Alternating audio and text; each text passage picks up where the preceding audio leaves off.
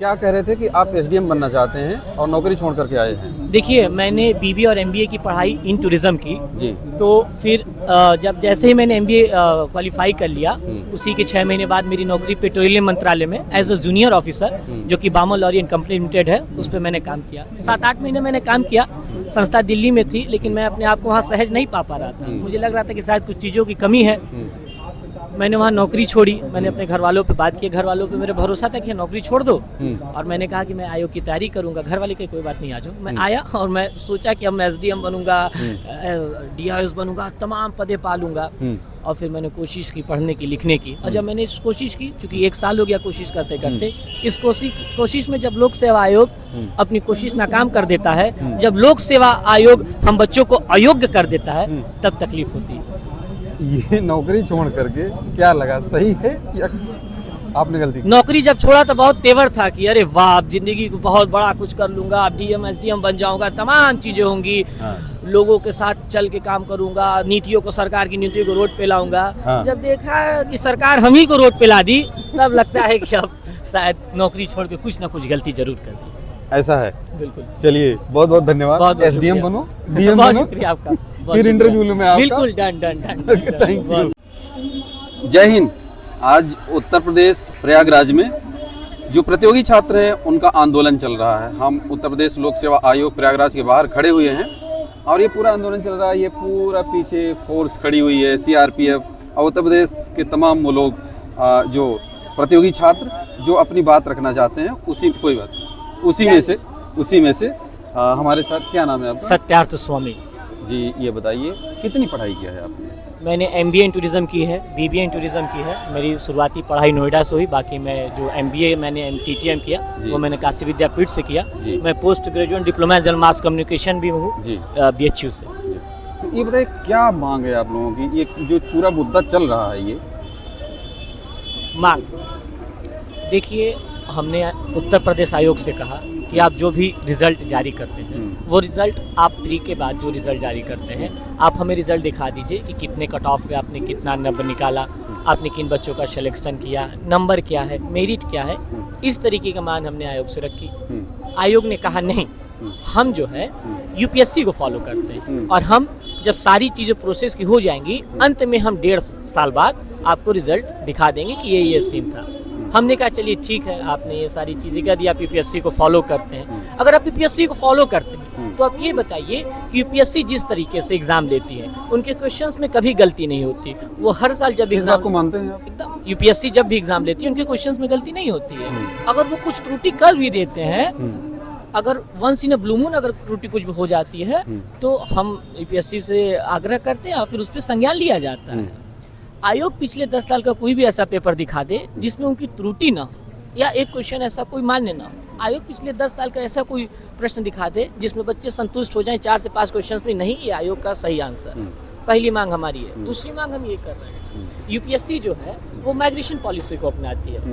Migration policy होता क्या है, मैं आपके चैनल के माध्यम से, प्रचंड भारत न्यूज़ के माध्यम से मैं अपने प्रतियोगी साथियों को समझाना चाहता हूँ कि माइग्रेशन पॉलिसी में होता क्या है कि अगर यूआर का बच्चा 110 नंबर पाता है, ओबीसी एससी एसटी का बच्चा जो है 140 नंबर पाता है, तो जो 140 नंबर वाले बच्चे हैं उनको यूआर में कंसीडर कर दिया जाता है, ठीक।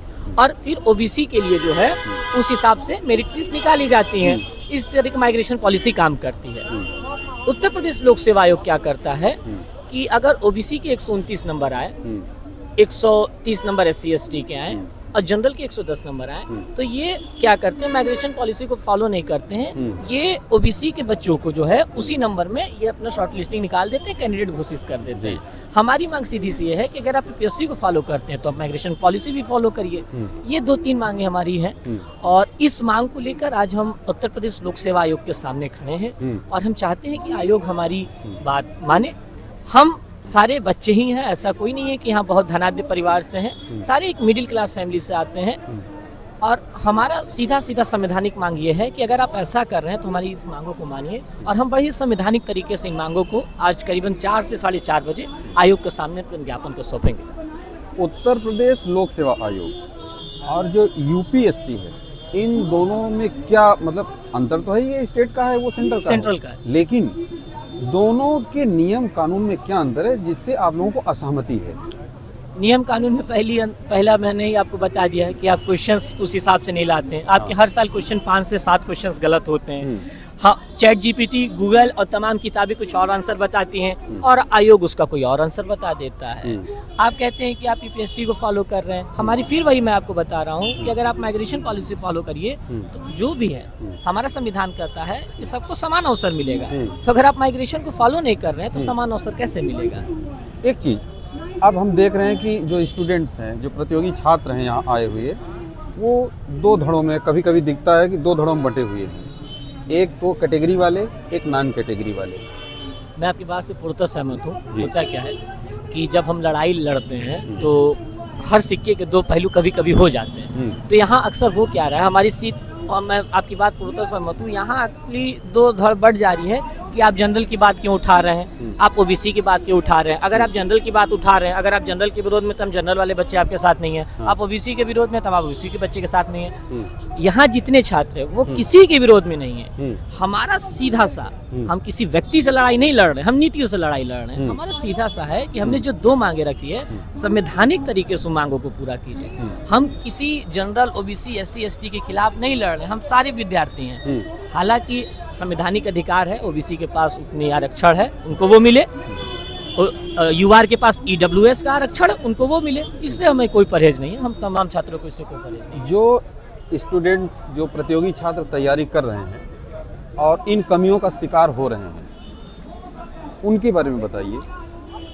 देखिए, मैंने शुरू में ही कहा कि यहाँ जो बच्चे हैं वो कोई बहुत धनाढ्य परिवार से नहीं है। उनके पिता कोई BMW और मर्सिडीज से नहीं घूमते हैं। उनके पिता जो है ठेले चलाते हैं, उनके पिता रिक्शे चलाते हैं, उनके पिता साइकिल चलाते हैं। और वो बच्चा अगर अपने घर से 10,000 रुपए किराया लेकर अपने बाप से, जो उनका पिता जो है, उसको बाप हटा दीजिए, जी कोई नहीं, माफी चाहता हूँ, उनके पिता जो हैं अपने परिवार की आय से काट के 10,000 रुपए वो अपने बच्चे को देते हैं और वो बच्चा फिर आके यहाँ तैयारी करता है। देखिए, यूपीएससी का सिलेबस बहुत वास्ट होता है, यूपीपीसीएस का सिलेबस बहुत वास्ट होते हैं, जीएस बहुत वास्ट है। आपको सिलेबस कवर करने में कम से कम, अगर आप बहुत अच्छे भी बच्चे हैं तो आपको 1.5 साल लग जाएगा। यानी आपने 1,50,000 रुपए अपने बच्चे को ऐसे दे दिया 1.5 साल में। यहाँ रहना, खाना, तमाम चीजें अलग। इन सभी को लेके अगर वो बच्चा 1.5 साल तक मेहनत करता है और वो फिर वो पेपर देने जाता है, बहुत आज से कि अब मेरा जो है, अब मैं एसडीएम बन जाऊंगा, डीएम बन जाऊंगा, तमाम चीजें हैं बन जाऊंगा। उसके बाद जब वो पेपर देता है और अपनी गलती ना करके वो आयोग की गलती के कारण परीक्षा में चयन नहीं हो पाता है, तो मैं समझता हूँ कि फिर आयोग को ये चीजें समझनी चाहिए। अच्छा, ये बताओ कि जो पढ़ने लिखे, आप में से मैं आपकी बात करूं और तमाम यहाँ जो खड़े होकर आज लेक्चर दे रहे हैं, वही जब कल सिलेक्ट हो जाते हैं तो इन्हीं पदों पर पहुंचकर फिर वही करते हैं। कहीं विदेश से तो आए नहीं है, इन्हीं घरों से, इसी ज़मीन से, इसी यूनिवर्सिटी से यही तैयारी करके वो लोग ऐसे पदों पर पहुंचे हैं।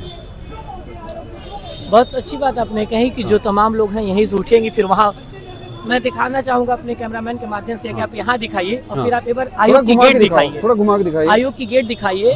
इस गेट लोक सेवा आयोग की गेट की दूरी जो यहाँ से वहाँ मैक्स टू मैक्स होगी 200 फीट, लेकिन इसको पूरी करने में बच्चों की 2-2 साल, 3-3 साल लग जाती है इस दूरी को कवर करने में। अच्छी बात है, जो बच्चे यहाँ से वहाँ तक जाते हैं, आप शासन में अगर हैं, आप अगर प्रशासन में अलग हैं, तो जो शासन में काम कर रहा है आपको उनकी नीतियों के हिसाब से काम करना पड़ता है। देश संविधान से चलता है। अगर संविधान कह रहा है कि हमारी मांग संवैधानिक नहीं है तो बिल्कुल आप हम पे एक्शन लीजिए।